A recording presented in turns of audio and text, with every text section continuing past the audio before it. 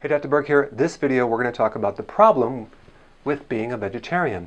Now, I'm not against vegetables at all. In fact, I consume more vegetables than most vegetarians that I know.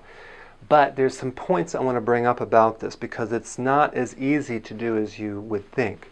Number one, most vegetarians are really grainitarians. When I talk about them, they don't even have very many vegetables. They're consuming all these breads, pasta, cereal, crackers, biscuits, and thinking that it's healthy.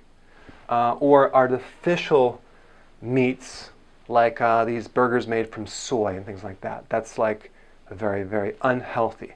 So if you're becoming a vegetarian to become healthy, then make sure that you do it with actual vegetables, okay? But you might have to add beans, you might have to add wild rice, you might have to add lentils, you might have to add nutritional yeast. There are ways to do it, but if you are an adrenal case or a diabetic, what happens is your body is in a state of a catabolic state. I'm going to explain what that means.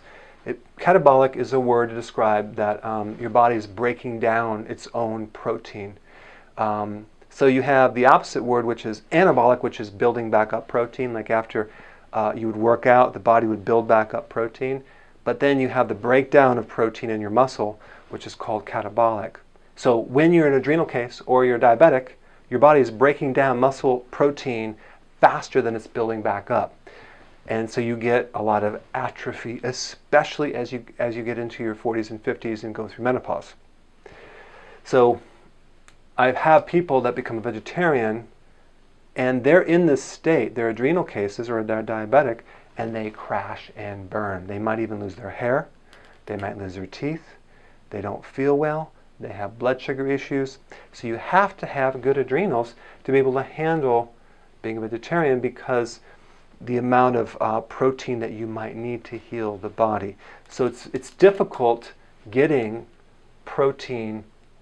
That's the big problem becoming a vegetarian. So because the amino acids are not as plentiful in a vegetable versus meat or an egg or a cheese thing, something like that.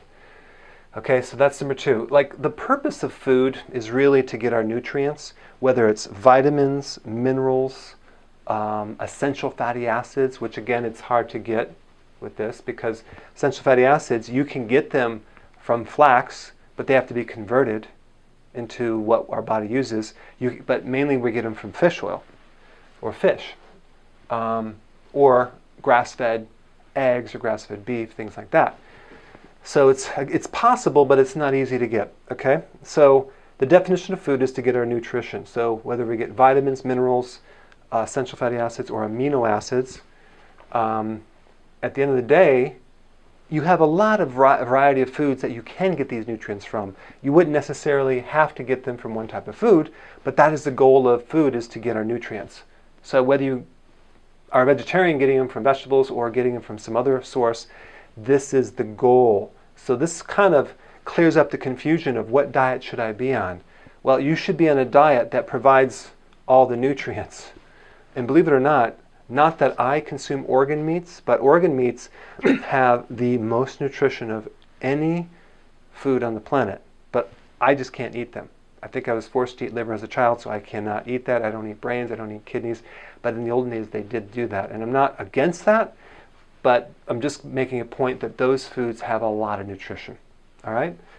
So these are the problems. Number one, consuming non-vegetable sources. If you're an adrenal case, you better have some protein, whether it's some eggs or cheese or a little bit of chicken or something, because you may get worse if you don't. And then the other thing is just make sure if you're going to be a vegetarian, make sure you know how to do it and you don't just wing it. Make sure that you study up on it and get all of your proteins, maybe from pea protein or hemp protein or whatever. Okay? So that is my 2 cents, and I will see you in the next video.